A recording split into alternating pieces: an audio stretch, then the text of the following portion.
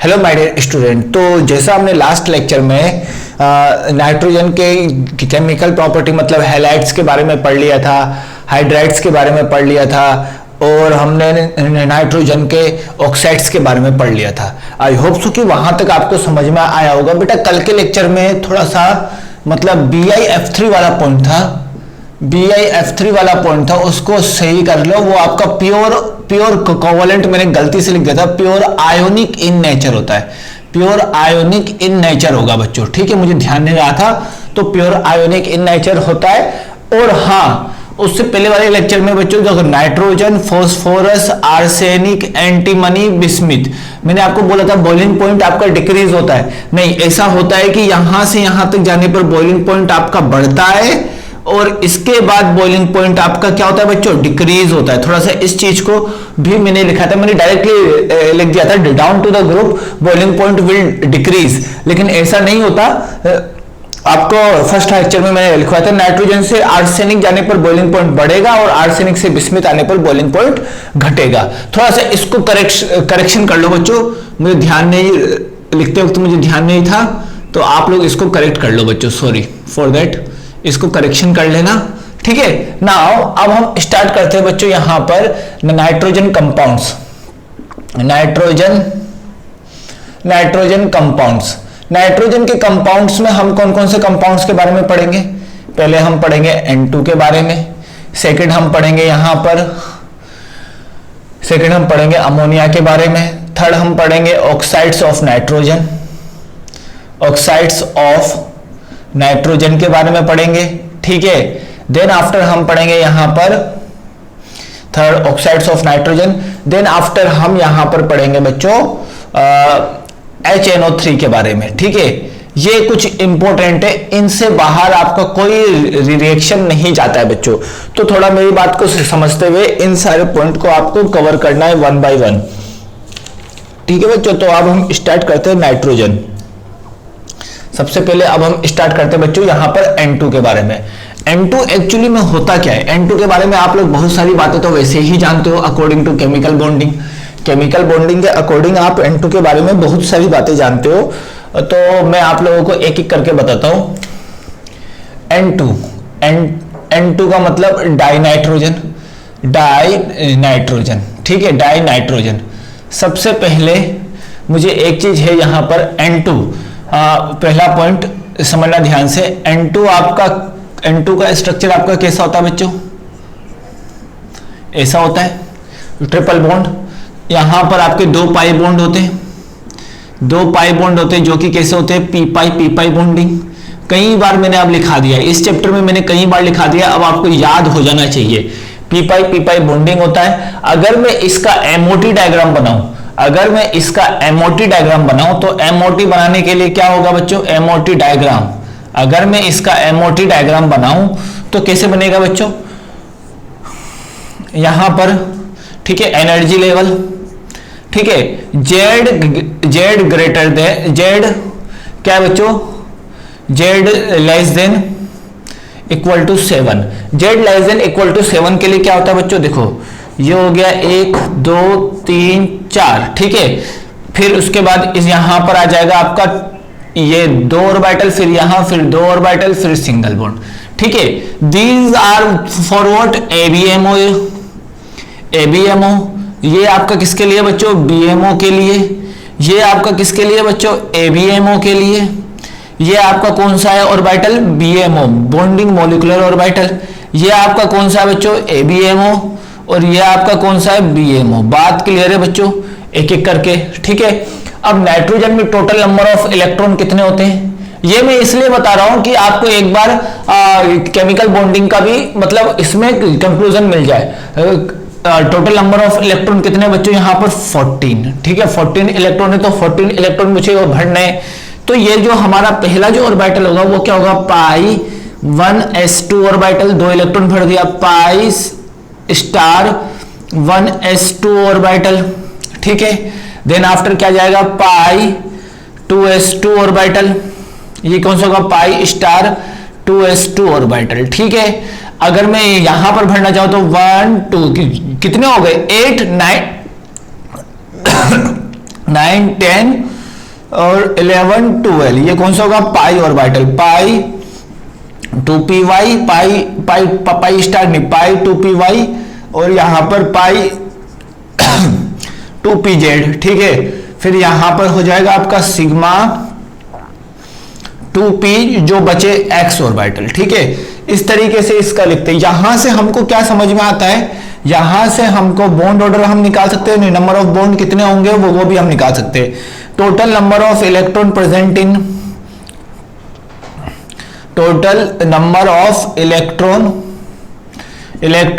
Present in BMO minus total number of electron present in ABMO divide by 2, मतलब सीधा NB minus NA divided by 2। तो यहां पर देख सकते हैं BMO में 2, 2, 4, 2, 6, 2, 8, 2, 8, हाँ 2, 2, 4, 2, 6, 2, 8, 2, 10, 10 और इसमें 4 इलेक्ट्रॉन प्रेजेंट है ABMO में डिवाइड बाई 2, तो 3 बॉन्ड ऑर्डर, ठीक है। अब आप यहां से हम क्या डिफाइन कर सकते हैं, यह आपका क्या होता है बच्चों, no any unpair electrons, no any unpair electrons, no any unpaired electrons are present,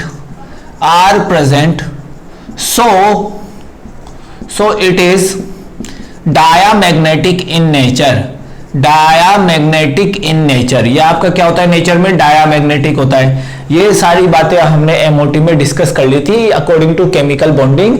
इनके पास एक एक अपना अपना लोन पेयर होता है, एक एक अपना अपना क्या होता है बच्चों, लोन पेयर होता है, ठीक है। ये सारी बातें हमने यहाँ पर नोट डाउन कर ली थी। नाउ नेक्स्ट अब हम समझते बच्चों, यहाँ पर मैंने इसका एमओटी डायग्राम आपको बता दिया है। अब हम एक एक करके धीरे धीरे हम इसके बारे में समझते हैं। सबसे पहले हम इसका प्रिपरेशन मेथड समझते हैं, ठीक है। प्रिपरेशन मेथड तो देखते हैं बच्चों, प्रिपरेशन मेथड हमारा क्या है यहाँ पर। प्रिपरेशन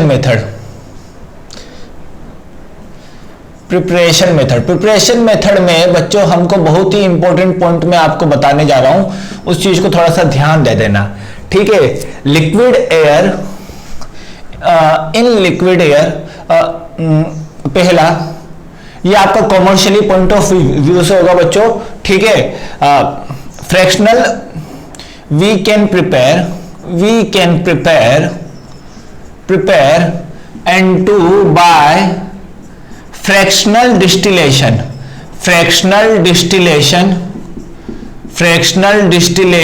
ऑफ लिक्विड एयर, मतलब लिक्विड एयर का फ्रैक्शनल डिस्टिलेशन से बनेगा। क्यों? इन लिक्विड एयर, अब मैं बात करूं इन लिक्विड एयर में क्या क्या प्रेजेंस होगा। लिक्विड एयर में आपका प्रेजेंस होगा N2 और O2, ठीक है। दोनों का बॉइलिंग पॉइंट अलग अलग होता है। इसका बॉइलिंग पॉइंट होता है बच्चों आपका 77 केल्विन, हाँ। और इसका बॉइलिंग पॉइंट आपका क्या होता है बच्चों, O2 का बॉइलिंग पॉइंट आपका 90 डिग्री सेल्सियस ना, केल्विन नहीं, हाँ 90 केल्विन। इसको चेक कर लेना, केल्विन या फिर आपका डिग्री सेल्सियस है, इसको चेक कर लेना, ठीक है। अगर मैं टेम्परेचर 80 केल्विन पे अगर मैं इसको मतलब गर्म करूं, अगर मैं 80 केल्विन पे अगर मैं इसको वो हीट करूं, ऑल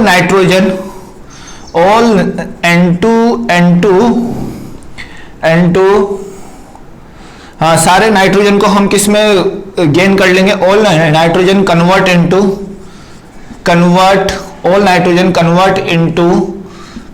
इनटू गैसियस फॉर्म, ठीक है। But not O2।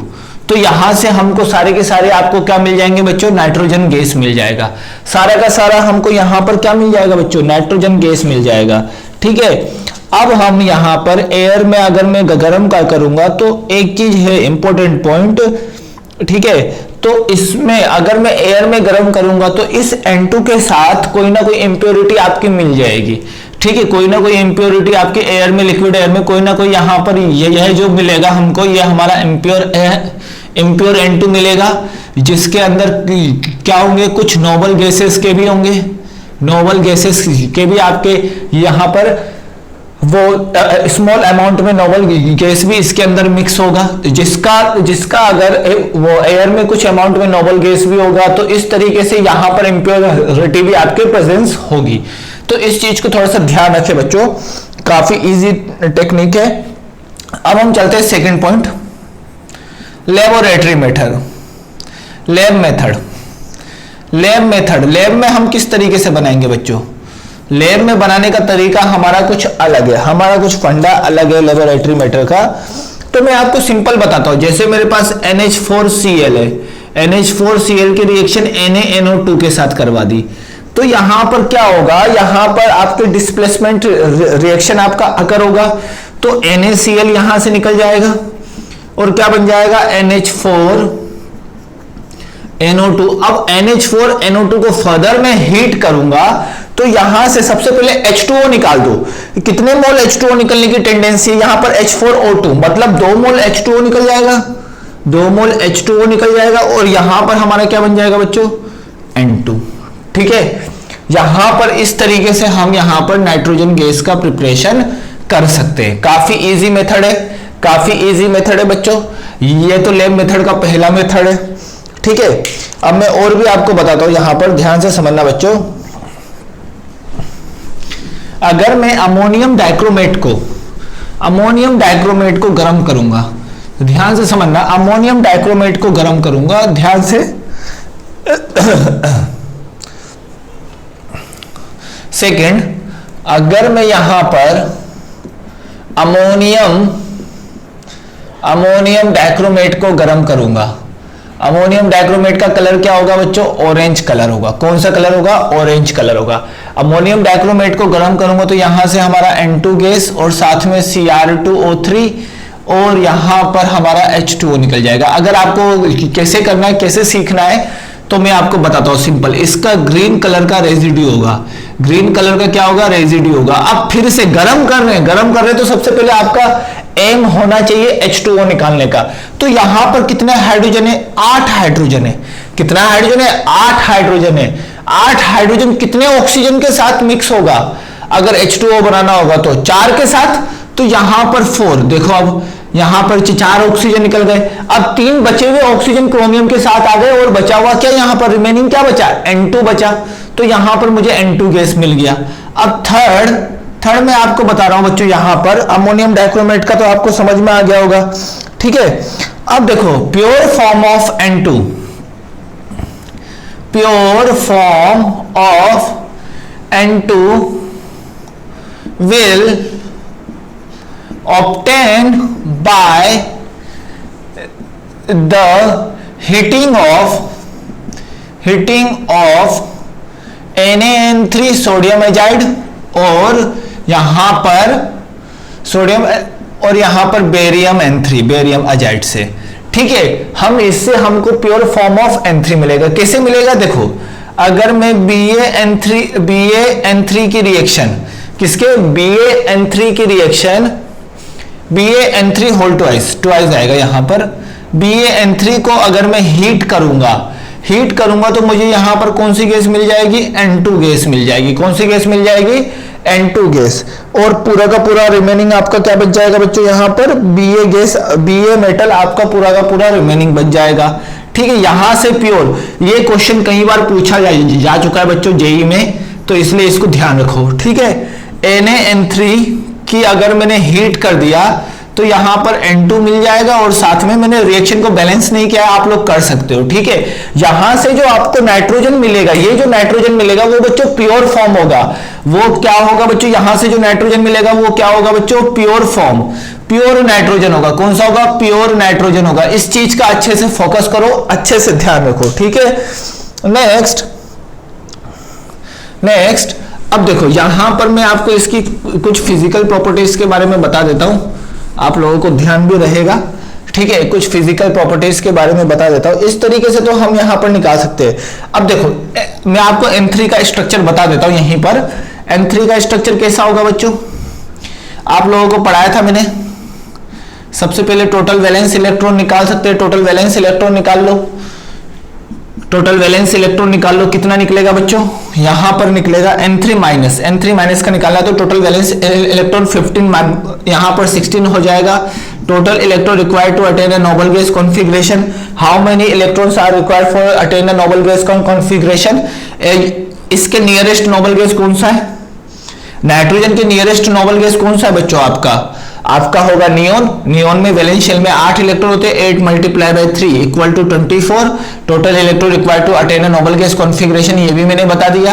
अब टोटल बॉन्ड इलेक्ट्रॉन आप लोग निकाल सकते हो, कितना होगा बच्चों, total electron required to attain a noble gas configuration minus total valence electron, तो 24 minus 16 equal to 8 electron. 8 electron का मतलब कितने, 4 बॉन्ड बनेंगे। अब 4 बॉन्ड बनने की टेंडेंसी दो ही है, एक तो ये बन जाए, एक आपका ये बन जाए, यह एक तो आपका ऐसा बन जाए, दोनों पॉसिबिलिटी है, ठीक है, दो पॉसिबिलिटी है बच्चों। यहां तक आप लोगों को समझ में आ गया होगा। टोटल लोन पेयर इलेक्ट्रॉन निकाल लेते हैं। लोन पेयर इलेक्ट्रॉन कैसे निकलेगा बच्चों, थोड़ा सा केमिकल बॉन्डिंग का टच में इसलिए दे रहा हूं ताकि आपका chemical bonding time to time revise होता रहे, ठीक है। अब देखो यहां पर क्या होगा,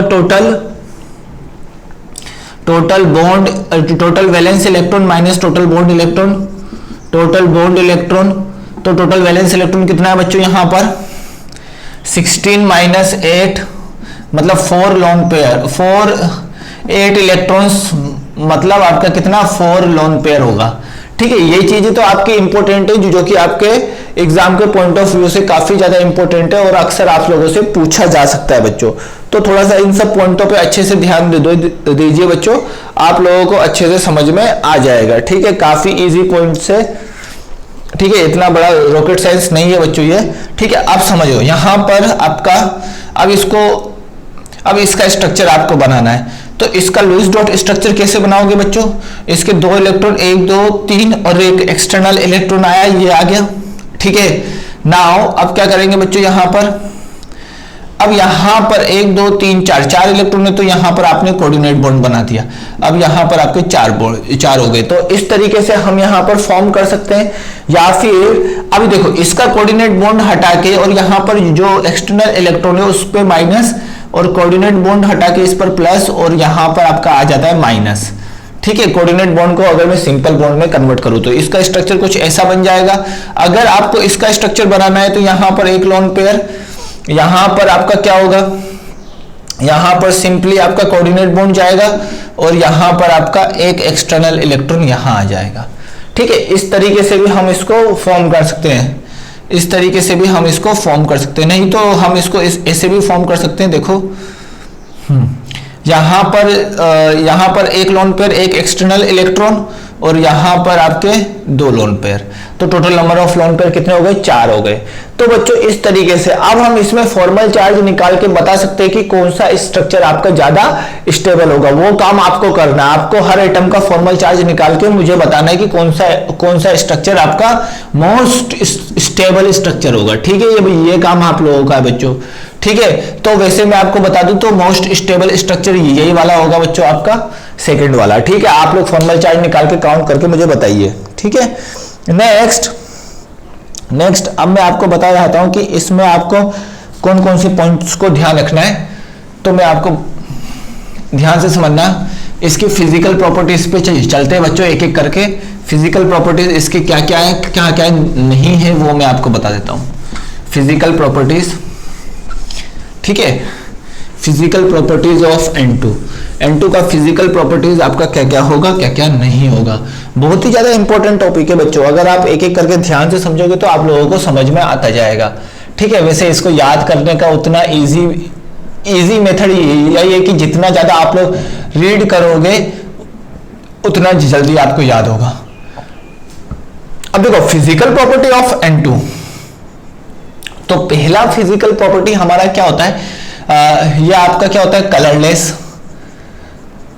कलरलेस, ठीक है। कलरलेस गैस होगा, एक तो आपका कलरलेस गैस होगा, ऑर्डरलेस गैस होगा, ठीक है। कलरलेस गैस होगा, ऑर्डरलेस वो आपका गैस होगा। और क्या होगा बच्चों, इसका स्मेल आपका कैसा होगा, स्मेल आपका इसका होगा पंजेंट स्मेल, इसका क्या होगा, पंजेंट स्मेल, पंजेंट स्मेल के साथ होगा।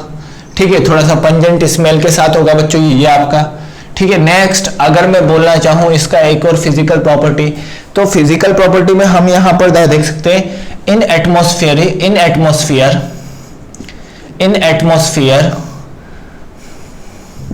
78% ऑफ N2 इज प्रेजेंट। हमारे एटमॉस्फेयर में कितना, 78% N2 हमारा प्रेजेंट है। ठीक है, और हम इसमें क्या बोल सकते हैं बच्चों, और हम इसमें बोल सकते हैं डायमैग्नेटिक है, ये सब तो हम सिंपली बोल सकते हैं। ठीक है, और इसमें हम क्या बोल सकते हैं, यहां पर हम बोल सकते हैं कि आपको फ्री स्टेट में ये आपका अकर नहीं होगा। ठीक है, फ्री स्टेट में इट इज नॉट अकर, ये आपका फ्री स्टेट में नहीं मिलेगा। ठीक है, ये आपका किस में नहीं मिलेगा बच्चों, फ्री स्टेट में नहीं मिलेगा। अब देखो यहां पर समझना, N2 gas is lighter than water, N2 gas is lighter than water, lighter than air. ठीक है, लाइटर देन एयर कैसे, N2 का जो वेपर डेंसिटी होता है वो आपका 14 होता है, और एयर का वेपर डेंसिटी आपका कितना मान लेते हैं, 14.5।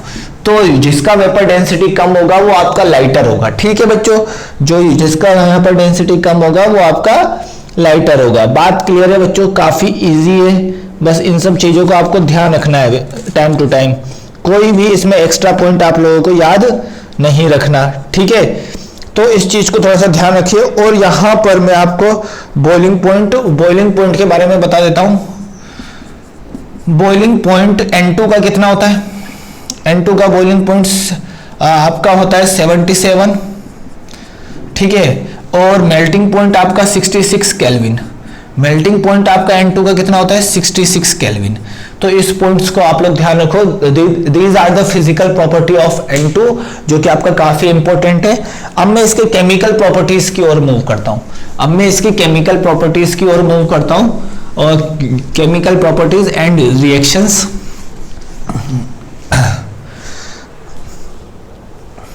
कई रिएक्शनें आपकी 2 बार रिपीट होगी। ठीक है, कई रिएक्शनें आपकी 2 बार रिपीट होगी, तो उसको थोड़ा सा ध्यान से समझना। यहीं पर ही केमिकल प्रॉपर्टीज एंड रिएक्शन। ठीक है, केमिकल प्रॉपर्टीज एंड रिएक्शन। तो इसका सबसे पहला जो हमारा केमिकल प्रॉपर्टीज होगा वो क्या होगा, सबसे फर्स्ट पॉइंट में आपको सिंपली बताता हूं बच्चों कि यहां पर पहला जो हमारा केमिकल प्रॉपर्टीज होगा, रिएक्शन विद मेटल। मेटल के साथ ये किस तरीके से रिएक्ट करेगा, देखो जैसे सोडियम के साथ रिएक्ट करा N2 ने, तो क्या बना देगा, NaN3 सोडियम आइजाइड। ठीक है, अगर मैंने मैग्नीशियम के साथ इसकी रिएक्शन कराई, किसके साथ बच्चों, मैग्नीशियम के साथ जब मैंने इसकी रिएक्शन कराई तो Mg3N2 बना लेगा। ठीक है, आई होप सो कि आपको समझ में आ रहा होगा, Mg3N2 बना लेगा। ठीक है, अगर मैंने इसी की रिएक्शन किसके साथ करा दी, यहां पर इसकी रिएक्शन मैंने कैल्शियम के साथ करा दी, तो कैल्शियम के साथ क्या बना लेगा, Ca3N2 बना लेगा। बात क्लियर है। अगर मैंने बेरियम के साथ करा दिया तो बेरियम के साथ N2 की रिएक्शन करा दी तो बेरियम के साथ, तो यहां पर बन जाएगा यहां पर ट्वाइस आ जाएगा बच्चों, यहां पर Mg3N2 हाँ ये आ जाएगा बच्चों, 3 हो जाएगा यहां पर Ba3N2। ये मैंने रिएक्शन बता दिया। तो ये कुछ मैंने रिएक्शन बताई है। ठीक है, N2 बनेगा यहां पर Na3N2। ठीक है, Na3N2 गैस, और यहां पर आ जाएगा ट्वाइस, यहां पर नाइट्राइड बनेगा तो Mgn3-+2। ठीक है, यहां पर बनेगा Na3N, और यहां पर आ जाएगा बच्चों आपका N2। ठीक है, इस तरीके से आपका रिएक्शन होगा। बात क्लियर है बच्चों, इस तरीके से आपका कुछ यहां पर रिएक्शन होगा, नाइट्राइड बना लेगा सारे का सारा। मतलब मेटल के साथ नाइट्रोजन जब भी एक्ट करेगा वो आपका क्या बना लेगा, मेटल नाइट्राइड। क्या बना देगा, मेटल नाइट्राइड। इस बात को थोड़ा सा ध्यान रखो। अब मैं आपको एक इंपॉर्टेंट पॉइंट बता रहा हूं जो आगे जाके आपको काम आएगा, ठीक है, आगे जाके आपको काम आएगा। अगर मैं मेटल नाइट्राइड में H2O के साथ मिक्स करूंगा तो अमोनिया गैस निकलेगा, क्योंकि मैंने आपको पहले भी बताया कि हाइड्राइड के फॉर्मेशन, हाइड्राइड के प्रिपरेशन मेथड में अगर मैंने नाइट्राइड जोड़ा हो तो वहां से क्या निकलेगा बच्चों, आपका अमोनिया। जैसे ही मैं इसकी रिएक्शन वाटर के साथ कराऊंगा, क्या किसके साथ कराऊंगा, वाटर के साथ, ये मैं एक्स्ट्रा बता रहा हूं, थोड़ा सा ध्यान से समझना। ये मैंने वाटर के साथ अगर मैंने इसकी रिएक्शन कराई तो यहां पर NaOH और यहां पर NH3 बन जाएगा अमोनिया गैस। यहां पर MgOH whole twice, MgOH whole twice और यहां पर भी अमोनिया गैस। यहां पर CaOH होल ट्वाइस और यहां पर भी अमोनिया गैस बन जाएगा। यहां पर BaOH होल ट्वाइस और यहां पर भी आपका कौन सा गैस बन जाएगा, अमोनिया गैस। मतलब नाइट्राइड का जब भी मैं हाइड्रोलाइसिस कराऊंगा तो यहां पर हमारा कौन सा रिएक्शन हो जाएगा बच्चों, अमोनिया गैस हमारी बाहर निकलेगी। कौन सी गैस हमारी बाहर निकलेगी बच्चों, अमोनिया गैस। थोड़ा इस रिएक्शन को ध्यान रखना, और ये रिएक्शन तो अक्सर पूछी जाती है बच्चों, ठीक है, ये वाली रिएक्शन को थोड़ा सा ध्यान रखो। नेक्स्ट, अगर मैंने इसकी रिएक्शन नॉन मेटल के साथ करा दी, ठीक है, reaction with non metal, reaction with non metal, अगर मैंने इसकी रिएक्शन किसके साथ करा दी बच्चों, नॉन मेटल के साथ, ठीक है। अगर मैंने इसकी रिएक्शन, अगर आपकी इसकी रिएक्शन नॉन मेटल के साथ करा दी तो नॉन मेटल के साथ कैसे होगा आपका रिएक्शन, इसमें थोड़ा सा उस बात को ध्यान से समझो। अगर मैंने नॉन मेटल के साथ इसकी रिएक्शन करा दी तो यहां पर कैसा होगा रिएक्शन, बात को ध्यान से समझना। नॉन मेटल के साथ जैसे मैंने यहां पर H2 के साथ रिएक्शन कराता हूं जी। जैसे मैंने N2 की रिएक्शन अगर H2 के साथ करा दी तो ये आप लोग जानते हो FeMO, ठीक है। यहां पर आपका कितना 700 केल्विन और 200 ATM प्रेशर, ठीक है, ये होगा। और यहां पर आपका क्या बन जाएगा, NH3। This reaction is called what, Haber process. ये मतलब अमोनिया के फॉर्मेशन का हेबर प्रोसेस है बच्चों। ये बहुत ही ज्यादा इंपॉर्टेंट है, इसको ध्यान रखना है, ये मैं आगे अमोनिया में, नेक्स्ट कंपाउंड अमोनिया में ये मैं बताने वाला हूं, ठीक है। थोड़ा सा इसको अभी से ही ध्यान रखो कि यहां पर जो Fe है, Fe act as a catalyst. Fe आपका किसकी तरह एक्ट करेगा, कैटलिस्ट की तरह। और MO आपका किसकी तरह एक्ट करेगा बच्चों, प्रोमोटर की तरह एक्ट करेगा, ठीक है। Me यहां पर MO आपका प्रोमोटर की तरह एक्ट करेगा, ठीक है। तो इस चीज का थोड़ा सा ध्यान रखें बच्चों। This is called what, Haber process.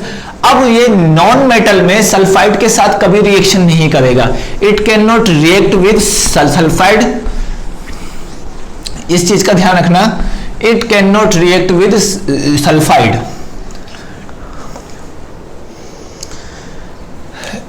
इसी में important point, it can not react with sulphide. ये आपका रिएक्ट विद सल्फाइड, ये आपका सल्फाइड के साथ रिएक्शन नहीं करेगा, ठीक है। इस चीज का ध्यान रखना, नॉन मेटल है सल्फाइड, तो यहां पर अक्सर पूछ लेता है कि किसके साथ रिएक्शन नहीं करेगा। 3-4 कंपाउंड बना देगा, एक सल्फर आपको दे देगा, तो सल्फाइड आयन के साथ कभी भी ये आपका रिएक्शन नहीं करेगा, ठीक है बच्चों। अब हम देखते हैं नेक्स्ट यहां पर कि थर्ड रिएक्शन, अगर यहां पर कंबंशन रिएक्शन, कौन सा, कंबंशन रिएक्शन। अब कंबंशन रिएक्शन हमारा होता क्या है, पॉइंट समझना। अब देखो N2 का अगर मैंने O2 के साथ गर्म किया, ठीक है, N2 को अगर मैंने O2 के साथ गर्म किया तो हमारा क्या होगा, यहां पर इसका क्या होगा, कंबंशन रिएक्शन होगा। यहां पर क्या हो जाएगा बच्चों, आपका कंबंशन रिएक्शन होगा, ठीक है। कौन सा रिएक्शन होगा, कंबंशन रिएक्शन। मतलब यहां पर आपका क्या बन जाएगा, NO, जो कि आपका एक्सोथर्मिक रिएक्शन होगा। क्या होगा, एक्सोथर्मिक रिएक्शन होगा, बात क्लियर है। फर्दर ये O2 के साथ रिएक्ट होके क्या बना लेगा बच्चों, ये आपका NO2 बना लेगा। क्या बना लेगा, NO2। इस बात का ध्यान रखो, ये पहला रिएक्शन जो होगा वो एक्सोथर्मिक होगा। कौन सा होगा, एक्सोथर्मिक रिएक्शन। मतलब डेल्टा H की वैल्यू नेगेटिव होगी, हाईली। यहां पर इस रिएक्शन को प्रोसीड कराने पर आपके वो हायर अमाउंट में हीट क्या होगी बच्चों, रिलीज होगी। इस चीज को थोड़ा सा अभी यहां पर ध्यान से समझो कि N2 और O2 का रिएक्शन कराते तो ये आपके हाईली कंबेंशन, यहाँ पर कंबेंशन रिएक्शन में ये आपका हाईली एक्सोथर्मिक टाइप का होता है। ठीक है, अब reaction with compound, reaction with compound, compound के साथ ये किस तरीके से रिएक्शन करेगा वो भी मैं आपको बता देता हूं। ठीक है, fourth point, reaction with compound, reaction with compound, compound के साथ ये किस तरीके से रिएक्शन करेगा। जैसे मैंने देखो Ca, ठीक है, कैल्शियम, कैल्शियम कार्बाइड, यहां पर मैंने क्या लिया, कैल्शियम कार्बाइड। ये वाली रिएक्शन काफी इंपॉर्टेंट है जो मैं बता रहा हूं, काफी अलग है इसलिए इंपॉर्टेंट है। कैल्शियम कार्बाइड मतलब कैल्शियम कार्बाइड की रिएक्शन अगर मैंने N2 के साथ करा दिया तो यहां पर आपका क्या बन जाएगा, CaCN2, क्या बन जाएगा, CaCN2। CaCN2 आपका साइनाइड नहीं है। CaCN2 का मतलब आपका क्या है बच्चों, यहां पर CN2 2 ठीक है, अलग है बच्चों, CN2 एक अलग कंपाउंड आपका हो जाएगा। इसका स्ट्रक्चर मैं कैसे बनाऊंगा, यहां पर N, यहां पर C, यहां पर डबल बॉन्ड N, ये माइनस, ये minus, this is called what, CN2 और इसका नाम क्या होगा, साइनामाइड। इसका नाम क्या होगा, साइनामाइड, इसका नाम होगा साइनामाइड आयन। बात को ध्यान से समझो, this is not a cyanide, this is a cyanamide ion. ठीक है, this is what, cyanamide ion. इस चीज को ध्यान देना। इसको हम क्या बोलेंगे, इसको हम नाइट्रोलिम कंपाउंड भी बोलेंगे। क्या बोलेंगे, नाइट्रोलिम कंपाउंड्स, नाइट्रोलिम कंपाउंड्स, क्या बोलेंगे, नाइट्रोलिम कंपाउंड। जहां पर CN2 आएगा वो हमेशा हमेशा क्या होगा बच्चों, आपका नाइट्रोलिम कंपाउंड। तो थोड़ा ये स्पेशल कैटेगरी का रिएक्शन है, इसको आपको ध्यान रखना पड़ेगा, इसको आपको ध्यान रखना पड़ेगा। इसका स्ट्रक्चर आप लोग यहां पर ध्यान से समझ सकते हो। देखो Ca+2, देखो CaCN2 बन गया ना, CaCN2 का स्ट्रक्चर भी मैंने बना दिया। वो यहां पर कैल्शियम और नाइट्रोजन आपके आयोनिक बॉन्ड की तरह, वो आयोनिक बॉन्ड से बॉन्डेड होंगे। ठीक है, आयोनिक बॉन्ड से बॉन्डेड होंगे। अब जब मैं इसका हाइड्रोलाइसिस कराऊंगा, इसका रिएक्शन मैंने H2O के साथ करा दिया, ये मैं एक्स्ट्रा रिएक्शन लिखा रहा हूं, थोड़ा सा इसको समझना। इसको जैसे मैंने वाटर के साथ ऐड किया, वाटर के साथ ऐड करते N2 है तो फिर ये अमोनिया का सोर्स बन जाएगा और यहां पर क्या बन जाएगा, कैल्शियम कार्बोनेट। क्या बन जाएगा यहां पर, कैल्शियम कार्बोनेट। बात क्लियर है, यहां पर आपका क्या बन जाएगा, कैल्शियम कार्बोनेट। बात क्लियर है। इसके अलावा एक और पॉइंट है इसमें, हम इसमें एक और पॉइंट समझ सकते हैं कि यहां पर अगर मैंने इसकी रिएक्शन किसके साथ करा दिया, H2O के साथ तो बता दिया। अगर मैंने इसकी रिएक्शन NaCl के साथ करा दिया, NaCl in presence of carbon, NaCl in presence of carbon, carbon के प्रेजेंस में NaCl के साथ अगर मैंने इसकी रिएक्शन करा दिया तो यहां पर क्या बन जाएगा, NaCN बन जाएगा। और साथ में आपका क्या निकलेगा, साथ में आपका क्या निकलेगा बच्चों, साथ में आपका निकलेगा CaCl2। देखो 2 CN हो गए, 2 नाइट्रोजन, तो NaCN बन जाएगा। ठीक है, इस चीज को ध्यान रखना। ये दोनों एक्स्ट्रा जो रिएक्शन लिखा है बच्चों मैंने, ये वाला पूरा रिएक्शन आप 1-2 बार ध्यान से पढ़िएगा। ठीक है बच्चों, काफी अच्छा रिएक्शन है, काफी सिंपल है। अगर मैं इसी की तरह अगर मैं एल्यूमिनियम ऑक्साइड के साथ इसकी रिएक्शन करा दूं, ठीक है, कुछ इसी तरीके से एल्यूमिनियम ऑक्साइड के साथ अगर मैं रिएक्शन करा दूं, यहां पर ध्यान से समझना, इसी में एल्यूमिनियम ऑक्साइड के साथ अगर मैंने नाइट्रोजन का रिएक्शन करा दिया तो एल्यूमिनियम नाइट्राइड बन जाएगा और साथ में आपका यहां पर क्या हो जाएगा बच्चों, एल्यूमिनियम नाइट्राइड बन गया और साथ में यहां पर O2 गैस आपका रिलीज होगा, जो फर्दर हाइड्रोलाइसिस कराने पर अमोनिया देगा। ठीक है, यह आपका कंपाउंड के साथ इसकी रिएक्शन हो गई।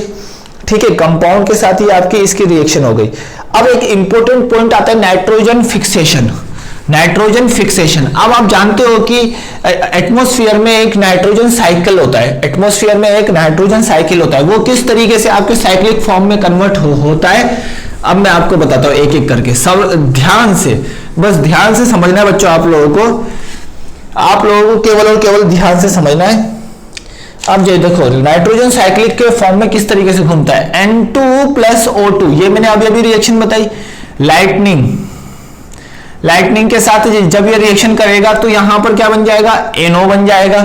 जो फर्दर ऑक्सीजन, एटमॉस्फेरिक ऑक्सीजन, ये आपका एटमॉस्फेयर है, एटमॉस्फेयर में N2O2 प्रेजेंट होगा जो NO फिर फर्दर आपका O2 के साथ रिएक्शन करके क्या बना लेगा, NO2 बना लेगा। ठीक है, NO2 बना लेगा, बात क्लियर है। NO2 बना लेगा जो कि आपके वाटर में जाके, अब मैं आपको बताता हूं, देखो यहां पर नाइट्रोजन कौन से +4 स्टेट में, कौन से स्टेट में, +4 स्टेट में। देखो जब भी हम देखो +4 स्टेट का हाइड्रोलाइसिस कराएंगे, जब भी हम +4 स्टेट का हाइड्रोलाइसिस कराएंगे तो ये आपका मतलब एसिडिक फॉर्म में कन्वर्ट होगा। और इसके एसिड कौन कौन से, NO3, HNO3 और HNO2। अब देखो ये आपका +3, ये आपका +4 हो, ये आपका +3, ये आपका +5 हो गया ना, डिस्प्रपोर्शनेशन रिएक्शन। तो यहां पर ध्यान दे देना, अगर कोई भी 1 to 4 में इंटरमीडिएट ऑक्सीडेशन नंबर वाला होगा तो वो आपका क्या कर जाएगा बच्चों, डिस्प्रपोर्शनेट कर जाएगा, हमेशा क्या कर जाएगा, डिस्प्रपोर्शनेट। तो यहां पर क्या बन जाएगा, HNO3 और HNO3 और HNO2। थोड़ा सा इस चीज को ध्यान से समझो, मैं आपको फर्दर भी बताऊंगा, बीच बीच में काफी हाइड्रोलाइसिस रिएक्शन आपके आने वाली है, तो मैं आपको फर्दर इसमें और भी बताऊंगा। अब देखो ये आपके किस में होगा बच्चों, सॉइल में हो जाएगा। अब ये आपका बैक्टीरिया के साथ यहां पर बैक्टीरिया के साथ जब ये आपका बैक्टीरिया के साथ रिएक्शन होगा तो यहां पर क्या बना लेगा, नाइट्रोजन फर्टिलाइजर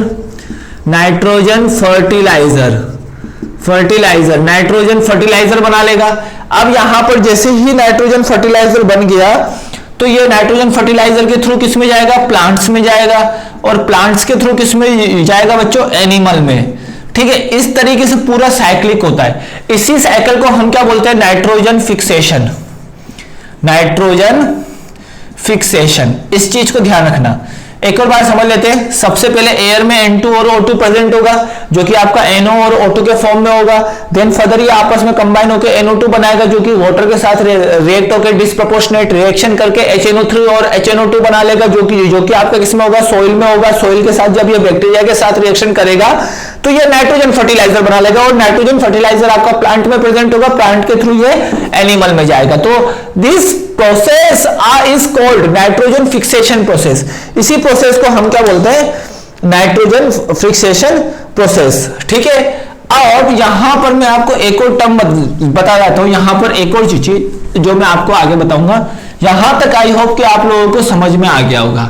ठीक है, यहां तक आप लोगों को आई होप कि अच्छे से समझ में आ गया होगा। ठीक है, अब मैं एक और रिएक्शन आपको बताता हूं, एक्स्ट्रा रिएक्शन, जो कि आपके आगे काम आएगा।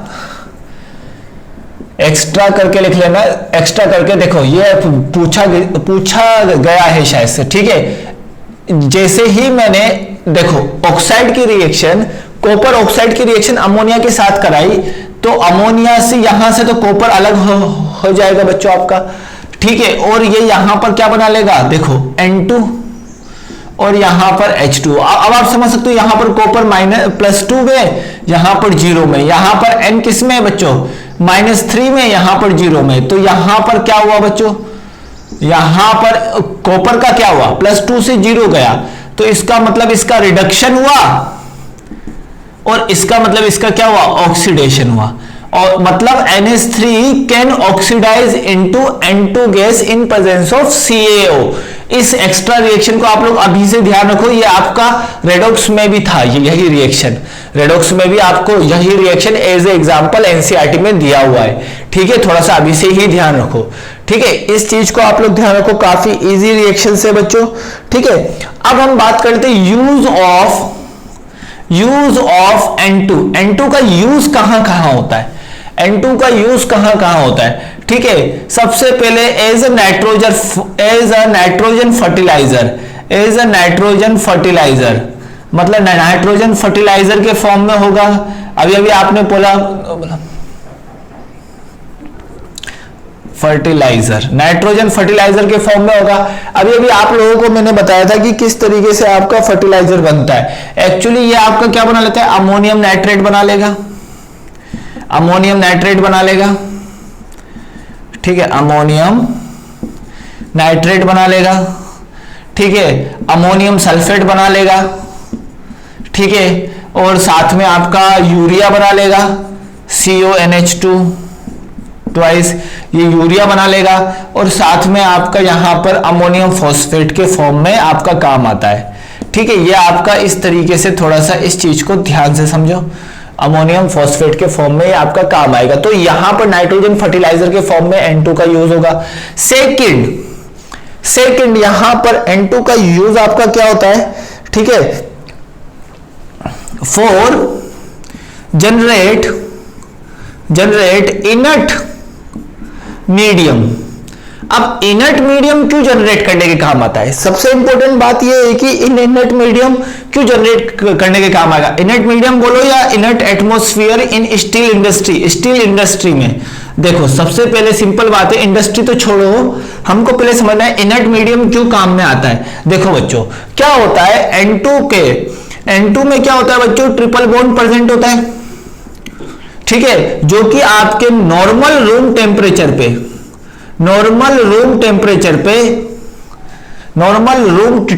पे ये आपका कौन से फॉर्म में होगा, गैसियस फॉर्म में होगा, ठीक है। क्यों? क्योंकि यहां पर bond dissociation energy of N2 is so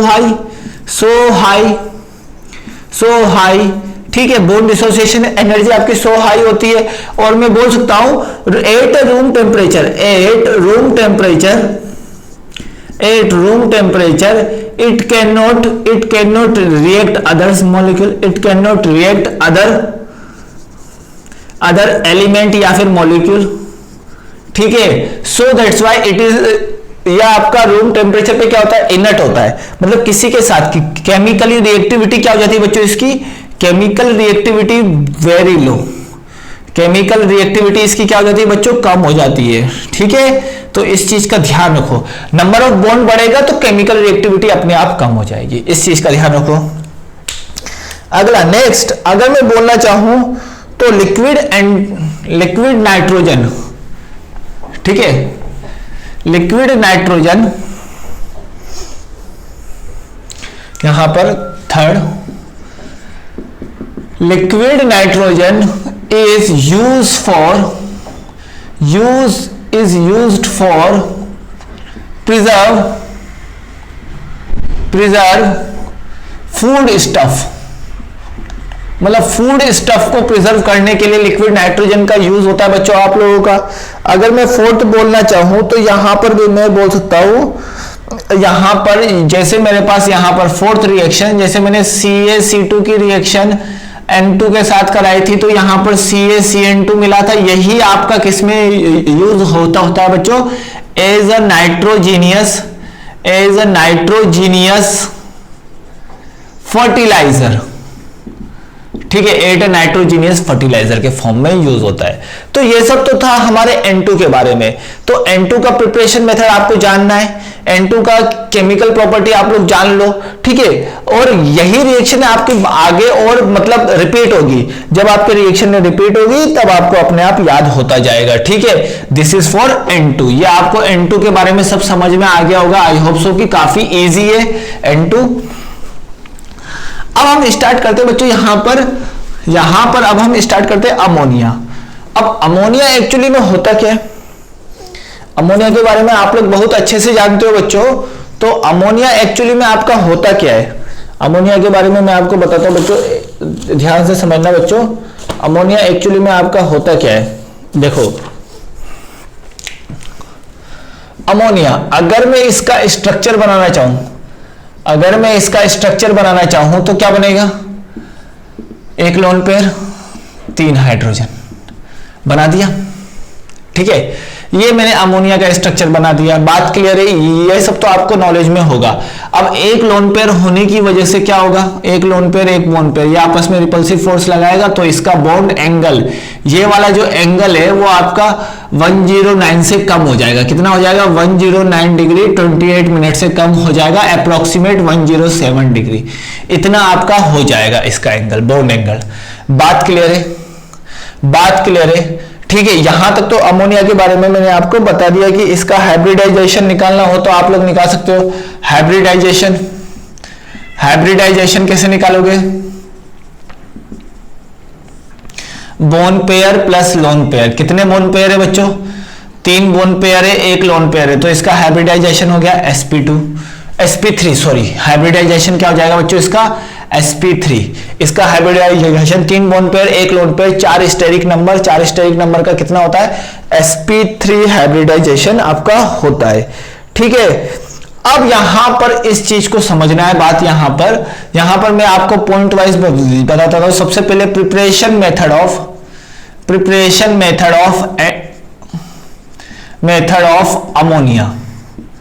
ammonia का मैं प्रिपरेशन मेथड आप लोगों को बताता हूं बच्चों, समझना है, ध्यान से समझते जाओ।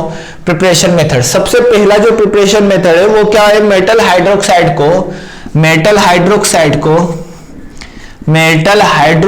को अगर मैं अमोनियम सोल्ट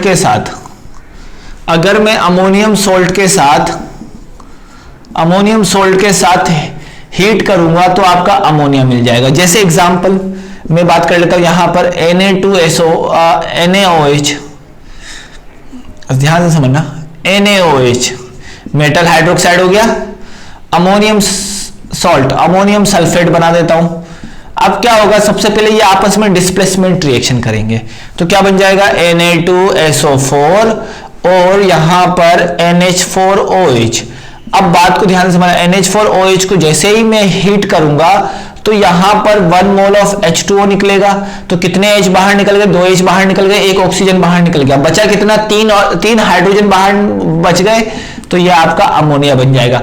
तो सिंपली कहने वाली बात यह है कि अमोनियम हाइड्रोक्साइड और मेटल हाइड्रोक्साइड और अमोनियम सॉल्ट से मुझको क्या चाहिए? NH4OH। तो इस बात का ध्यान रखना, जहां पर NH4OH बनने की प्रोबेबिलिटी है वो आपका हमेशा अमोनिया गैस बनाएगा। NH4OH ही हमारा इसका मेन सोर्स है। NH4OH अगर बन गया तो आपका अमोनिया अपने आप बन जाएगा। बात क्लियर है बच्चों। सेकंड पॉइंट, हमको कैसे भी करके NH4OH बनाना है, चाहे मैं इसकी रिएक्शन इसके साथ करा दूं, कैल्शियम हाइड्रोक्साइड के साथ करा दूं, और यहां पर NH4CO3 ले लूं, तो भी आपका क्या बन जाएगा? यहां पर बनेगा CaCO3 और NH4OH बन जाएगा, और NH4OH फर्दर आपका इसी की तरह रिएक्शन करेगा NH4OH को हीट करने पर। बात क्लियर है बच्चों? बात क्लियर है। अब मैं आपको एक चीज बताता हूं आपको, NH3 या तो इस फॉर्म में प्रेजेंट होगा या तो इस फॉर्म में प्रेजेंट हुआ तो हीट करके मैं इस फॉर्म में आ सकता हूं, और इस फॉर्म में ये एक्चुअली में बहुत सारे केमिकल रिएजेंट को टेस्ट करने के काम में आता है। अगर अमोनिया आपके H2O के साथ होगा तो NH4OH आपके बहुत सारे केमिकल मतलब एलिमेंट्स के मतलब पता लगाने के काम आएगा। एक्चुअली सॉल्ट एनालिसिस में काफी ज्यादा ये इसका रोल आता है बच्चों। ठीक है, तो थोड़ा सा इस चीज को आप अच्छे से समझिएगा, काफी इजी कंसेप्ट है। नाउ अगर मैं नेक्स्ट प्रिपरेशन मेथड की अगर मैं बात करूं तो हमारा नेक्स्ट प्रिपरेशन मेथड क्या होगा बच्चों, उसको देख लेते हैं। नेक्स्ट प्रिपरेशन मेथड हमारा क्या होगा बच्चों? तो हमारा नेक्स्ट प्रिपरेशन मेथड है सेकंड, इसके बारे में आप लोग जानते हो, मेटल नाइट्राइड की रिएक्शन जैसे ही मैंने H2O के साथ कराई तो आपका अमोनिया गैस निकलेगा। अभी बताया बच्चों, अभी फिर से रिएक्शन आपकी रिपीट हुई है। देखो एल्यूमिनियम N की रिएक्शन अगर मैंने H2O के साथ कराई तो यहां पर अमोनिया गैस निकलेगा और साथ में आपका एल्यूमिनियम निकलेगा। बात क्लियर है बच्चों? साथ में आपका एल्यूमिनियम हाइड्रोक्साइड निकलेगा। ये बात तो आपको समझ में आ गई होगी। ठीक है, ये मैंने अभी बताया। जैसे Na3N की रिएक्शन अगर मैंने H2O के साथ करा दी तो यहां पर आपका NaOH बन जाएगा और साथ में आपका क्या निकल जाएगा बच्चों? अमोनिया गैस निकल जाएगा। आई होप सो कि ये बात आपको अब अच्छे से दिमाग में बैठ गई होगी कि किस तरीके से आप लोगों को रिएक्शन को डील करना है। नाइट्राइड हमेशा क्या देगा? हाइड्रोलाइसिस कराने पर अमोनिया गैस देगा। तो ये वाली रिएक्शन आपकी क्या हुई है बच्चों? रिपीट हुई है। ठीक है, ये वाली रिएक्शन आपकी रिपीट हुई है। थोड़ा सा मैं रिपीट वाले रिएक्शनों को आपको मैं लिखाता जाऊंगा, कौन कौन सी रिएक्शन है आपकी रिपीट हुई है। ठीक है, नेक्स्ट ध्यान से समझना। अब इसमें यहां जो आपको अमोनिया मिलेगा, NH3 contain some amount of water some amount of water. NH3 क्या होता है बच्चों, कुछ अमाउंट में वाटर कंटेन करता है, which can, this can be dehydrate, this can be dehydrated by CaO, जिसको मैं किसके थ्रू डिहाइड्रेटेड करूंगा बच्चों, CaO के थ्रू, मतलब लाइम के थ्रू मैं इसको डिहाइड्रेटेड करूंगा। ठीक है, लाइम के थ्रू जब मैं इसको डिहाइड्रेटेड करूंगा, ठीक है, ये बात ध्यान रखना। We can not use H2SO4 and P2O5। मैंने आपको ऑर्गेनिक में बताया था डिहाइड्रेटिंग एजेंट, तो H2SO4 और PO4, मतलब यहां पर OH हटाने वाला, OH H2O हटाने वाला, H2O हटाने वाला मैंने डिहाइड्रेटिंग एजेंट आपको बताया था ना बच्चों, किसमें बताया था, अल्कोहल में, ठीक है, अल्कोहल में मैंने बताया था। तो अल्कोहल में मैंने ये दो मैंने लिए थे, ठीक है, ये नहीं लिया था। ठीक है, इसके साथ वो अल्कोहल वाला, जो ऑर्गेनिक की बात कर रहा हूं, अल्कोहल वाला CaO के साथ डिहाइड्रेटेड करने की वजह यहां पर ये आपका इस तरीके से कंपाउंड बना लेता है, मतलब ये आपका हाइड्रेटेड सॉल्ट टाइप का बना लेगा, लेकिन ये इसके थ्रू होगा ऑर्गेनिक कंपाउंड। लेकिन अगर मैं अल्कोहल में इसके थ्रू होगा और यहां पर NH3 में इसके थ्रू होगा। ध्यान से समझना, इसके थ्रू क्यों नहीं होगा, क्योंकि H2SO4 and P2O5 both are acidic in nature, दोनों आपके क्या होते हैं नेचर में, एसिडिक होते हैं। एज NH3 आपका क्या होता है, basic in nature, and NH3 due to single lone pair, due to lone pair it is behave as Lewis base. किसकी तरह बिहेव करेगा, लुईस बेस की तरह बिहेव करेगा। क्यों, क्योंकि ये अपना लोन पे डोनेट कर सकता है। तो ये क्या करेगा, NH3 जब H2SO4 के साथ रिएक्शन करेगा, ये एसिड ये बेस, तो यहां पर क्या बना लेगा, NH4 होल ट्वाइस SO4, मतलब ये सॉल्ट में कन्वर्ट हो जाएगा। किस में कन्वर्ट हो जाएगा बच्चों, सॉल्ट में कन्वर्ट हो जाएगा। और P2O5 के साथ भी आपका एसिड के साथ रिएक्शन करके ये भी आपका सॉल्ट में कन्वर्ट हो जाएगा। तो इस तरीके से हमको इस चीज को ध्यान रखना है, ठीक है। अब यहां पर ध्यान से समझना, बाय यूरिया। अब देखो मेरे पास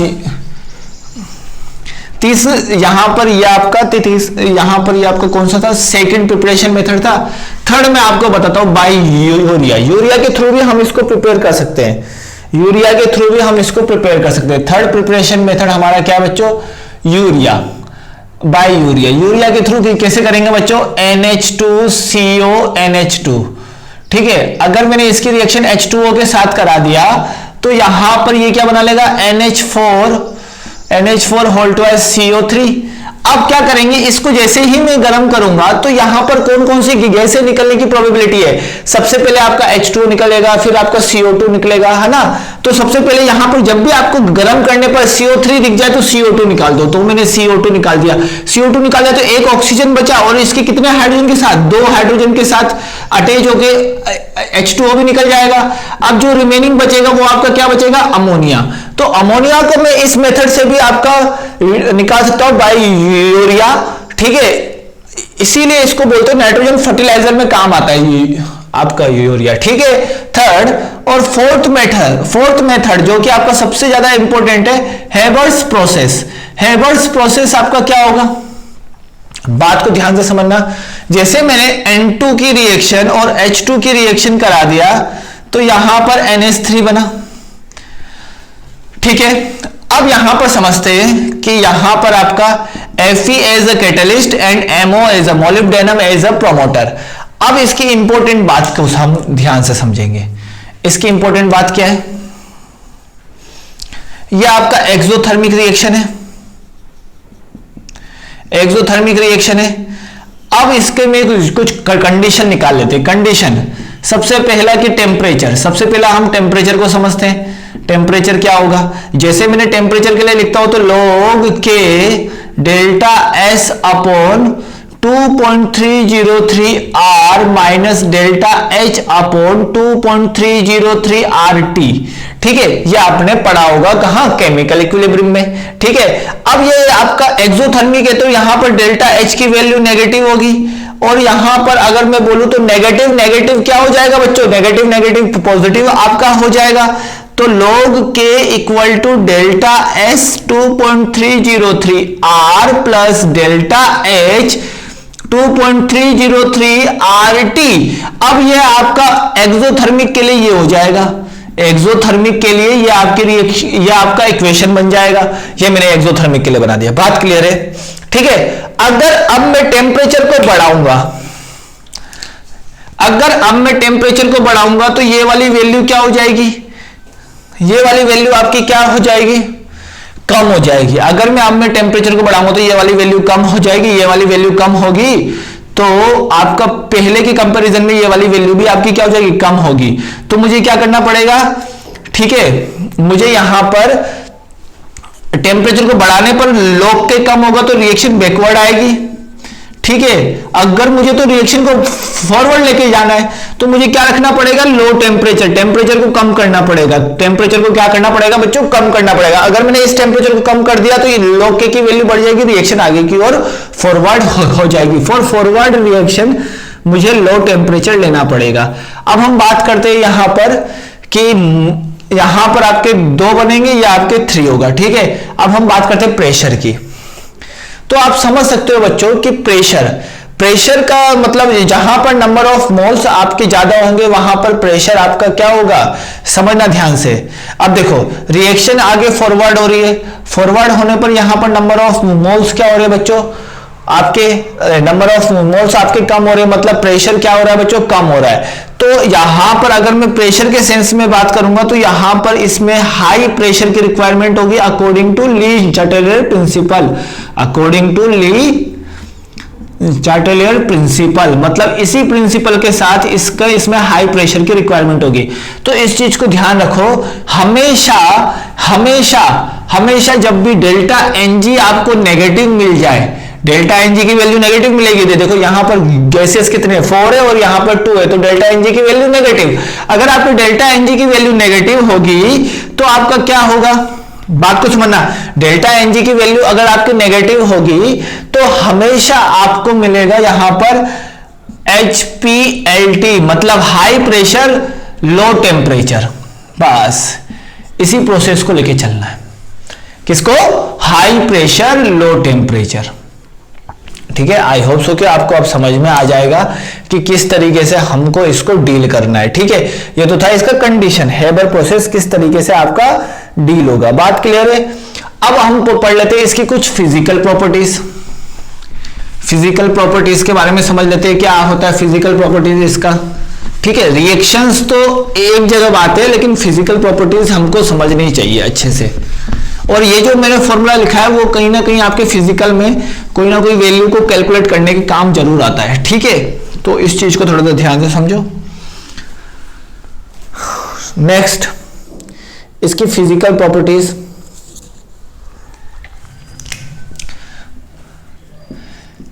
फिजिकल प्रॉपर्टीज, अब फिजिकल प्रॉपर्टीज में क्या होगा बच्चों, कोई ज्यादा खास नहीं है इसकी फिजिकल प्रॉपर्टी। अमोनिया आपका कैसा होता है बच्चों, अमोनिया आपका N2 रूम टेम्परेचर पे N2 होता है। ठीक है, रूम टेम्परेचर पे यह आपका क्या होता है, इनर्ट होता है, inert 8 room temperature inert gas होता है, बात क्लियर है, due to the triple bond. ठीक है, सेकंड पॉइंट हम बोल सकते हैं, क्या बोल सकते हैं बच्चों यहां पर, सेकंड पॉइंट हम यहां पर बोल सकते हैं बच्चों, यहां पर N2 के लिए कलरलेस ऑर्डरलेस गैस। ठीक है, कलरलेस और वो ऑर्डरलेस गैस होगा। ठीक है, ये हम बोल सकते हैं with pungent smell, with pungent smell. थोड़ा सा ऑर्डरलेस हटा दो, इसको बोल दो पंजेंट स्मेल, पंजेंट स्मेल के साथ होगा। ठीक है, ये आपका इस तरीके से होगा N2, ठीक वो NH3। ठीक है, यहां तक तो आप लोगों को समझ में आ गया होगा कि NH3 के बारे में क्या क्या बातें इंपॉर्टेंट है और क्या क्या बातें इंपॉर्टेंट नहीं है। ठीक है, अब ये क्या होता है, यूज फॉर ये मान लो, और यहां पर बोल सकते हैं हम यहां पर बेसिक इन कैरेक्टर। जैसे देखो ध्यान से समझना, अगर मैंने NH3 एक्वस की बात की तो एक्वस मीडियम में ये आपका ऐसे नहीं होता। एक्वस मीडियम में आपका NH4OH में होगा, जो कि आपका डिसोसिएट होकर NH4 प्लस और OH माइनस बनाएगा। ठीक है, तो अगर मैं बात करूं कि एक्वस मीडियम में इसका बेसिक कैरेक्टर किसकी वजह से होता है, OH माइनस की वजह से। लेकिन अगर मैं बोलना चाहूं कि इन गैसियस मीडियम NH3 जो होता है बच्चों, NH3 आपका बेसिक कैरेक्टर होगा due to the lone pair. Basic character show करेगा किसकी वजह से, due to the lone pair की वजह से ये आपका बेसिक कैरेक्टर को शो करेगा। अगर मैं गैसियस स्टेट की बात करूंगा तो बात क्लियर है बच्चों, अगर मैं गैसियस स्टेट की बात करूंगा तो ये आपका बेसिक कैरेक्टर शो करेगा due to the lone pair. बात क्लियर है। अगर मैंने यहां पर आपका रिवर्सिबल होगा, आयनिक इक्विलिब्रियम वीक बेस है। ठीक है, तो यहां पर NH4 प्लस और OH माइनस, ये बातें आप लोगों को आई होप सो कि अच्छे से समझ में आ गई होगी। अगर मैं बात करूं, ध्यान से समझना, अब देखो लिटमस पेपर में क्या होता है, एक्वस होगा। अब ये आपका बेसिक कैरेक्टर का होगा, तो क्या करेगा, ब्लू लिटमस का कलर क्या कर देगा, चेंज कर देगा, किसमें, रेड लिटमस में। बात क्लियर है। लिटमस का यूज हम कब करेंगे, एक्वस मीडियम के लिए। किसके लिए करते हैं हम लिटमस का यूज, NH3 अगर एक्वस मीडियम में होगा तभी। एक्चुअली में क्या होता है, लिटमस पेपर आपके OH माइनस के साथ रिएक्ट करके, ये वाला OH माइनस के साथ रिएक्ट करके रेड में कन्वर्ट होता है, और रेड वाला H प्लस के साथ रिएक्ट करके इसमें कन्वर्ट होता है। अगर मैं सीधा NH3 गैस में इसको डिप कर दूं तो कुछ नहीं होगा, NH3 गैस में डिप कर दूं तो कुछ नहीं होगा, क्योंकि हमको लिटमस के लिए क्या चाहिए, OH माइनस चाहिए और H प्लस चाहिए। तो ये तो था कुछ फिजिकल प्रॉपर्टी फॉर NH3। ठीक है, नाउ अब हम चलते हैं इसके केमिकल प्रॉपर्टीज। तो केमिकल प्रॉपर्टीज तो आपने अभी पहले ही रिएक्शन जो मैंने एक्स्ट्रा रिएक्शन पढ़ाया था वो आपको फिर आपका रिपीट होगा, देखो अभी मैं आपको बताया था केमिकल प्रॉपर्टीज एंड रिएक्शन। ठीक है, chemical properties and reaction. First देखो CuO की रिएक्शन अगर मैंने NH3 के साथ करा दिया, अब याद आया बच्चों, इसकी रिएक्शन कराएंगे तो यहां पर Cu और H2O बनेगा। बात क्लियर है। इसका क्या होगा, रिडक्शन, अब ये भी मैंने बताया था, अब आपको याद आ गया होगा। इसका क्या होगा, ऑक्सीडेशन। ठीक है, ये पहला रिएक्शन है। ठीक है, सेकंड रिएक्शन, ये अगर मेटल ऑक्साइड के मतलब CuO के साथ रिएक्शन करेगा तो इस तरीके से आपका रिएक्शन देगा। अब ध्यान से समझना, अगर NH3 की रिएक्शन एक्शन विद Cl2, अगर NH3 की रिएक्शन अगर मैंने Cl2 के साथ करवा दी तो यहां पर क्या बनेगा, NH4Cl, जो कि आपने गैसेस स्टेट में पढ़ा होगा। और सबसे पहला जो आपका सबसे पहला जो आपका डिफ्यूजन का न्यूमेरिकल था, यही किया होगा आपने कि एक ट्यूब में यहां से NH3 दिया गया है और यहां पर आपका Cl2 दिया गया है। तो यहां पर कुछ आपका इस पूरे ट्यूब की वैल्यू x है, 100 मीटर है, तो कितने सेंटीमीटर पे आपका यह गैस पूरी तरीके से डिफ्यूज होगा, मतलब कितने सेंटीमीटर पे आपके NH4Cl का व्हाइट फ्यूम्स बनेगा। ये क्वेश्चन आपने पहला किया होगा डिफ्यूजन में। ठीक है, तो उसी की चीजों को हम याद करते हुए अभी हम बात करते हैं। तो ये आपने क्वेश्चन किया था, तो इसका फ्यूम्स क्या होता है, व्हाइट फ्यूम्स होता है। ये आपका कौन से फ्यूम्स का होगा बच्चों, व्हाइट फ्यूम्स का होगा। बात क्लियर है। अगर मैं इसको लिमिटेड अमाउंट में लूंगा, ठीक है, लिमिटेड अमाउंट में, लेकिन जैसे ही मैंने NH3 को एक्सेस अमाउंट में, Cl2 को मैंने एक्सेस अमाउंट में ले लिया तो सारे H को हटा देगा सारे H को हटा देगा और यहां पर NCl3 और HCl बना लेगा। This is a very important reaction, this is a very important reaction Cl2 के साथ एक्शन वाला। तो आप थोड़ा सा इसको याद करने की कोशिश करो। वैसे तो आपको याद हो गया होगा गैसेस स्टेट वाला, जैसे ही मैंने आपको पॉइंट बताया तो आपको याद आ गया होगा कि हाँ गैसेस स्टेट में इस टाइप का न्यूमेरिकल करवाया गया था। ठीक है, अब देखो सिमिलर रिएक्शन Br2 के साथ भी शो करेगा। सिमिलर रिएक्शन आपका किसके साथ शो करेगा बच्चों? Br2 के साथ। बात क्लियर है? नेक्स्ट अब हम समझते हैं नेक्स्ट रिएक्शन और एक और यहां पर इसी का इंपॉर्टेंट रिएक्शन। अब मैंने आपको बताया था कि NH3 आप जब आपका I2 के साथ रिएक्ट करेगा तो आपका क्या बना देगा? एमेटोल। ठीक है, मैंने आपको बताया था कि Ni3 नहीं बनेगा, Ni3 आपका अकेला नहीं बनेगा, Ni3 और NH3 बनेगा। क्या बनेगा? Ni3 और NH3 बनेगा। बात क्लियर है? जिसको मैं अगर हीट करूंगा तो यहां पर आपका क्या निकलेगा बच्चों? ये मैंने कुछ बताया था एमेटोल वाला, जिसको मैं यहां पर अगर मैं हीट करूंगा तो आपका N2 निकलेगा और आपका यहां पर Br2 का तो मैंने बता दिया था, N2 निकलेगा, HI निकलेगा और अमोनिया निकलेगा। ठीक है, अमोनिया निकलेगा और अमोनिया एक्सेसिव HI के साथ रिएक्शन करके इस तरीके से बना लेगा। ठीक है, तो ये थोड़ा सा ध्यान रखिए। ठीक है, ये मैंने बताया था ना, ये मैंने आप लोगों को बताया था। NBr3 के साथ मैंने आपको बता दिया था। ठीक है बच्चों, NBr3 के साथ भी होता है। ठीक है, ऐसा कुछ मैंने बताया था। आप लोग इस रिएक्शन को ध्यान रखना, ये जेई पॉइंट ऑफ व्यू से उस टाइम भी बोला था, काफी इंपॉर्टेंट है। ये आपका रिपीटेड रिएक्शन है, रिपीटेड रिएक्शन है। पिछला अगर पढ़ोगे तो आपको ये रिएक्शन अपने आप याद हो जाएगी। ठीक है, नेक्स्ट अगर मैं बोलना चाहूं कि यहां पर कि ये व्हाइट फ्यूम्स तो आपको समझ में आ गया। अब देखो कुछ मेटल के ये आपके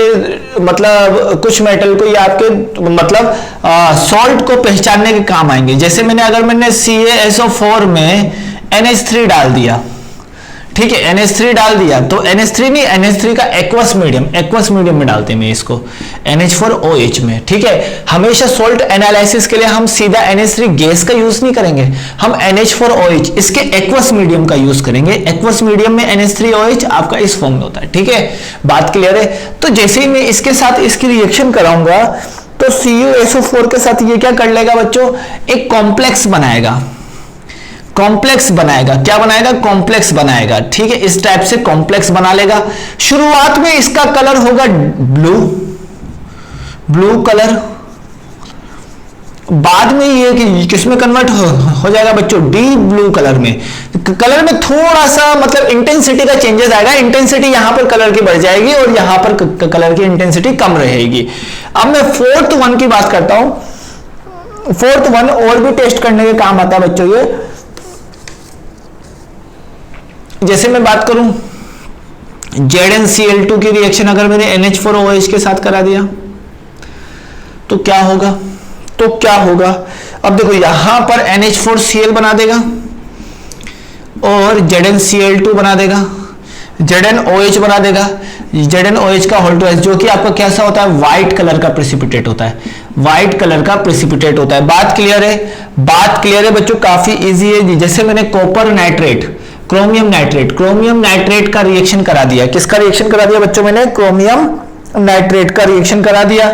तो क्रोमियम नाइट्रेट का रिएक्शन कराने पर जैसे NH4OH के साथ कराया तो यहां पर Cr+3 वाला कंपाउंड बना देगा। +3 वाला कंपाउंड देखो, यहां पर क्रोमियम +2 वाला, यहां पर +3 वाला। ठीक है, और साथ में आपका क्या हो जाएगा बच्चों? यहां पर NH4NO3। अब इसको फर्दर में इसका हीट करना आपको बताता हूं, आप कर सकते हो। अगर मैंने फर्दर इसको हीट किया तो H2O निकलेगा और साथ में N2O लाफिंग गैस। देखो H2O 2 मोल H2O लेंगे तो दो ऑक्सीजन निकलेंगे, एक ऑक्सीजन इसके अंदर रिमेन रह जाएगा, रिमेन रहेगा तो 2 नाइट्रोजन तो है ही सही, 2 नाइट्रोजन आपका ऑक्सीजन के साथ रिएक्ट करके N2O में कन्वर्ट हो जाएगा। इसको हम बोलेंगे लाफिंग गैस। ठीक है, इस चीज को थोड़ा सा ध्यान रखो। इसका कलर आपका क्या होगा? क्रोमियम +3 का कलर हमेशा ग्रीन कलर का होगा। क्रोमियम +3 का कलर हमेशा ग्रीन होगा। जैसे देखो Cr2O3 में अगर इसका मैं ऑक्सीडेशन नंबर निकालूं, मैंने बताया था ना ग्रीन रेजिड्यू होता है, तो इसका अगर मैं ऑक्सीडेशन नंबर निकालूंगा तो यहां पर -2, यहां पर 0, तो 2x = 6, x = कितना हो जाएगा 3। तो Cr+3 का कलर हमेशा ग्रीन कलर का होगा। चाहे मैं इसकी बात कर लूं, इसका भी कलर आपका क्या होगा, ग्रीन कलर का। ठीक है, तो इन सारी बातों को ध्यान से समझिए। ग्रीन पीपीटी के फॉर्म में ये आपका जम जाता है। नाउ नेक्स्ट अगर मैं बात करूं यहां पर नेक्स्ट फिफ्थ रिएक्शन में ऐसे ही आप लोगों को रिएक्शन ध्यान रखने बच्चों, बस रिएक्शन ध्यान रखो। खास तौर से अमोनिया को तो छोड़ के आपको जाना नहीं है। अगर आपने अमोनिया छोड़ के गए तो आप लोगों का नुकसान काफी ज्यादा होगा। ठीक है, CdSO4 कैडमियम के साथ रिएक्शन। ठीक है, कैडमियम के साथ जब भी मैं इसका रिएक्शन कराऊंगा तो NH4OH का, तो फिर से आपका क्या बना लेगा बच्चों, सिमिलरली आपका कॉम्प्लेक्स बनाएगा जो कि आपका कलरलेस कॉम्प्लेक्स होगा। मतलब यहां पर CdNH3 4SO4, ठीक है, ये आपका कलरलेस कॉम्प्लेक्स बना लेगा। ये इसे याद रखो जी, जैसे मैं बोल रहा हूं H2S के साथ रिएक्शन कराएंगे तो ये आपका CdS, जो कि आपको कौन से कलर का होगा, ब्लैक कलर का। ये आगे मैं फिर से बताऊंगा, लेकिन अभी इसको ध्यान रखना स्टार्ट करो। ठीक है, कैडमियम के साथ 4th 5th 6th। अब मैं आप लोग जानते हो टोलेन रिएजेंट काफी अच्छा है। टोलेन रिएजेंट को फॉर्मेशन करने के इसी का काम आता है। यहां पर क्या हो जाएगा, AgNH3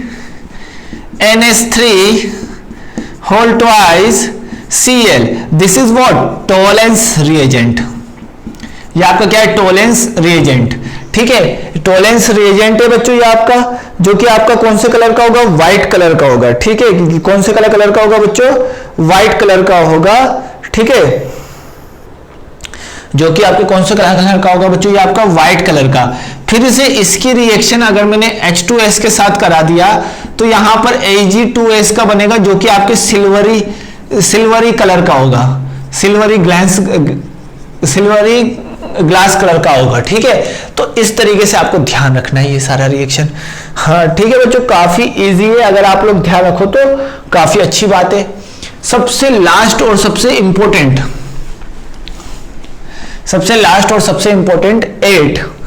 8 और ये बात समझ लेना, 8 जो मैं अभी बता रहा हूं ये आपका आ सकता है इस साल, नेस्लर रिएजेंट। ठीक है, ये बहुत ही ज्यादा इंपॉर्टेंट है, वेरी इंपॉर्टेंट लगा लो, वेरी इंपॉर्टेंट लगा लो बच्चों, नेस्लर रिएजेंट। अब नेस्लर रिएजेंट कैसे बनेगा, जैसे मैंने HgCl2 की रिएक्शन मैंने Ki के साथ करा दिया, तो यहां पर क्या बना लेगा बच्चों, KHgI2। ठीक है, पहले क्या बना लेगा, KHgI2, मतलब ये तो बनाएगा, रुको, सबसे पहले आपका HgI2 बना लेगा, KCl बाहर निकल जाएगा। ठीक है, जो कि आपका यहां पर HgI2 जो होगा वो आपको कौन से कलर का होगा बच्चों, स्कारलेट रेड कलर का होगा। कौन से कलर का होगा, स्कारलेट रेड कलर का होगा। ठीक है, फिर अगर मैं इसको एक्सिस Ki में डिसॉल्व कर दूं तो ये क्या बना लेगा बच्चों, ये आपका K2HgI2 बना लेगा। This is called what, Nessler reagent. अब आप बोलोगे कि सर इसमें तो किसी भी टाइप का अमोनिया वाला कंपाउंड नहीं है, आप क्यों पढ़ा रहे हो, बात को ध्यान से समझना, इसमें भी कोई भी टाइप का नाइट्रोजन वाला कंपाउंड नहीं है, लेकिन मैं क्यों पढ़ा रहा हूं, देखो क्या होता है, नेस्लर रिएजेंट बेटा आपके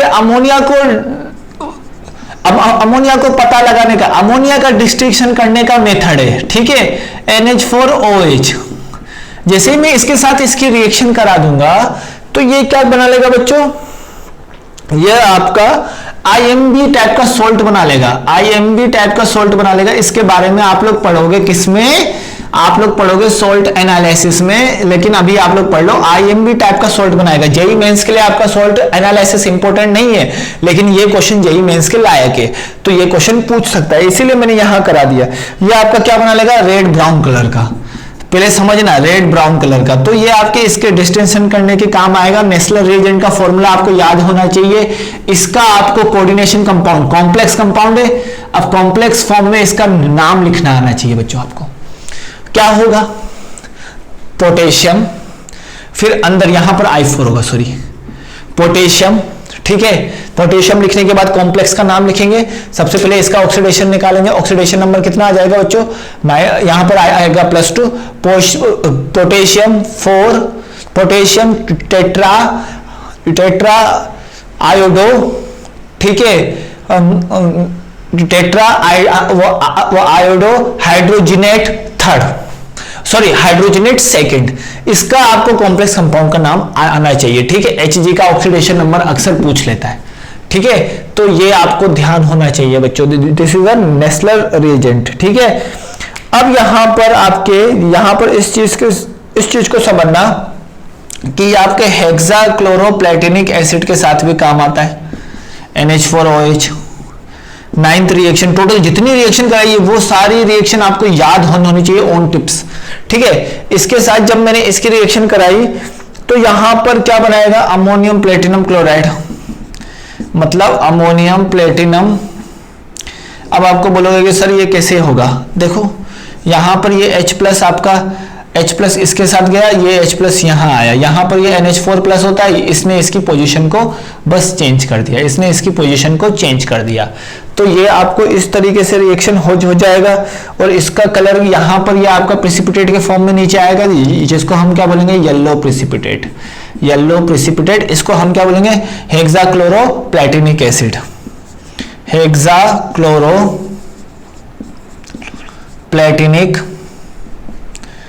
प्लेटिनिक एसिड, बस इस चीज को थोड़ा याद रखना है आप लोगों को। फिर अगर मैं जैसे nitrogen containing compound, nitrogen group खत्म होगा तो मैं 1-2 चेन रिएक्शन लूंगा लंबे लंबे अच्छे, जिससे आपको सारे रिएक्शन एक बार में याद हो जाएंगे। मैं एक बार रिवीजन भी लूंगा इन सब का, जिससे आपको याद हो जाएगा, ठीक है। मैं आपको शॉर्ट में बताऊंगा, नाइट्रोजन और फास्फोरस खत्म होते ही मैं आपको शॉर्ट में एक बार शॉर्ट डिस्क्रिप्शन नाइट्रोजन फैमिली का दूंगा, जिसमें आपको ध्यान रखना है, ठीक है। यहां तक तो आप लोगों को ध्यान रखना है, कोई इसमें दिक्कत वाली बात नहीं है।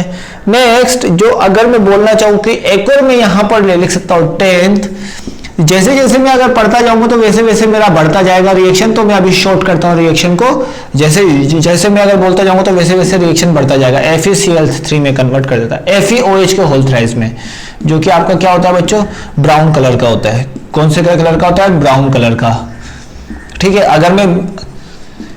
अगर मैं रिएक्शन लिखते जाऊंगा तो रिएक्शन खत्म नहीं होगी, इसलिए मैं अभी तक केवल और केवल अभी आप यहां तक याद कर लो, इसके लिए काफी है, ठीक है। और मैं अगर मैं बोलना चाहूं तो इसमें एक और चीज, इसका जो यूज है, यूज इसका क्या है बच्चों, अमोनिया का यूज क्या है, ठीक है। तो देख लेते हैं अमोनिया का यूज क्या है। सबसे पहले use of ammonia, first is a nitrogen fertiliser, nitrogen fertiliser के फॉर्म में इसका यूज होगा। सबसे पहला यूज क्या होगा बच्चों, इसका नाइट्रोजन फर्टिलाइजर के फॉर्म में इसका यूज होगा, ठीक है। सेकंड इसका यूज होगा, ध्यान से समझना, सेकंड इसका यूज कौन सा होगा बच्चों, NH4OH is a salt detection में इसका यूज होगा। थर्ड अगर मैं बोलना चाहूं कि नाइट्रोजन वो NH3 का यूज आपका किसमें होता है बच्चों, अमोनिया का यूज हम बोल सकते हैं यहां पर कि आपका नाइट्रोजन फर्टिलाइजर के फॉर्म में एक यूज होगा बच्चों इसका, और इसका हाइड्रोजन बनाने में, ठीक है, हाइड्रोजन बनाने में काम आता है, हाइड्रोजन फॉर्मेशन में भी इसका यूज होगा, ठीक है। और हम काफी इसके यूजेस बता सकते हैं विद रेस्पेक्ट टू टाइम, हम लोग अपने आप सीखते जाएंगे। इसमें इंपॉर्टेंट ये है कि एक्सप्लोजिव बनाने के भी काम आता है, फॉर फॉर्मेशन ऑफ